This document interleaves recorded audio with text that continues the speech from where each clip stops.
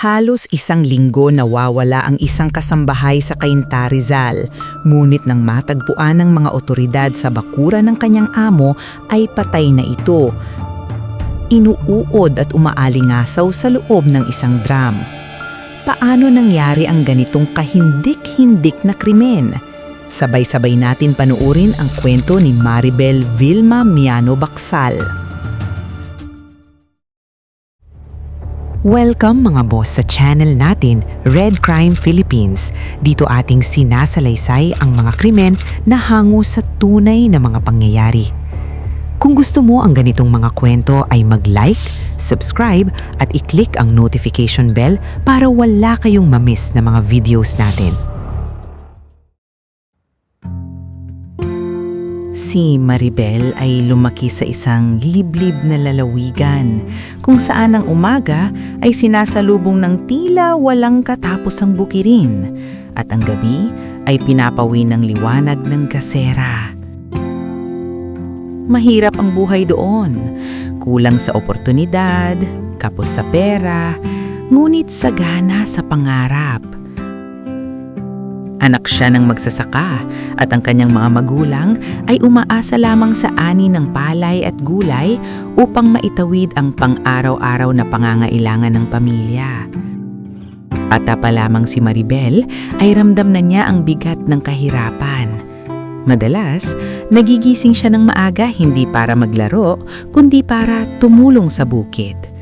Nakita niya kung paanong magbilad ang araw sa balat ng kanyang ama at kung paanong nangingitim ang mga kamay ng kanyang ina sa walang humpay na pagtatrabaho. Kahit pagod, hindi niya narinig ang kanyang mga magulang na nagrereklamo. Sa halip, paulit-ulit nilang sinasabi na ang lahat ng kanilang ginagawa ay para sa kinabukasan ng kanilang mga anak. Ang kanyang mga magulang, bagamat simpleng magsasaka lamang, ay buong pusong ginawa ang lahat upang mapalaki ng maayos ang kanilang mga anak. Inuuna nila ang edukasyon, kahit kapalit nito ay sariling kaginhawaan. May mga panahong mas pinili nilang magtiis upang masiguro na may makakain at may pag-asang kinabukasan ng kanilang pamilya. Ilang taong lumipas, nabuntis si Maribel at buong pusong hinarap niya ang hamon ng buhay hanggang sa ito ay nanganak. Makalipas ang ilang taon ay nagdesisyon itong makipagsapalaran sa Maynila upang maitaguyod niya ang kanyang anak at makatulong na din sa kanyang mga magulang. Nakakita naman ito ng trabaho bilang caregiver sa isang subdivision sa San Isidro, Cainta, Rizal. Ang kanyang mga amo ay mga dugong Chinese, pawang mga senior citizens na at tinatayang nasa bandang 80s na ang mga edad nila. Ang matandang lalaki ay bedridden at ang matandang babae ay ugod-ugod na. Stay out na kasambahay si Maribel at kasama niya ang kanyang tiyahin sa pagtatrabaho ng kanilang amo. Salitan sila sa duty at talaga namang mababait ang kanyang mga amo. Magaan lang ang trabaho ni Maribel. Sa umagay ay naglilinis ito, naghuhugas ng plato, naglalaba at nagluluto ng pagkain para sa kanyang amo. Magaan ang loob ni Maribel dahil parang mga magulang ang turing niya sa kanyang mga amo at okay naman ito kung magpasweldo. Lumipas ang mga ilang buwan ang naging panatag ang loob ni Maribel sa kanyang trabaho dahil may katuwang siyang tiyahin na nasasabihan niya tuwing siya ay naho-homesick sa kanyang pamilya. Isang araw, tinawag ng kanyang amo si Maribel upang linisan ng isang di nagagamit na kwarto. Halata naman itong matagal na walang nakatira dahil nakalak ang kwarto at puno ng alikabok sa loob. Tinanong ni Maribel kung merong darating na bisita. Ang sabi ng kanyang amo ay uuwi ang kanilang anak na si Kenneth Duncan upang magbakasyon.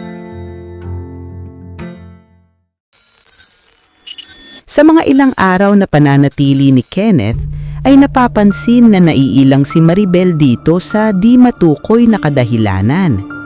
Dahil dito, napagdesisyonan ni Maribel na umuwi na lang sa kanilang probinsya dahil may masama itong kutob kay Kenneth at para sa kanya ay napakadelikadong tao nito.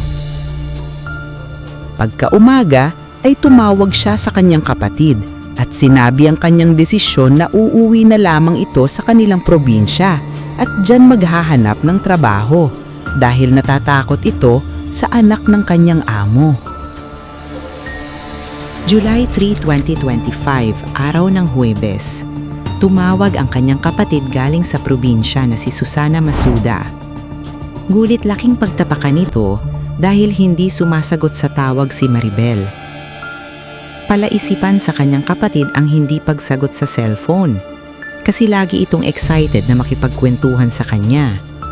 Ngunit, sa panahon iyon ay walang tinig ni Maribel ang naririnig.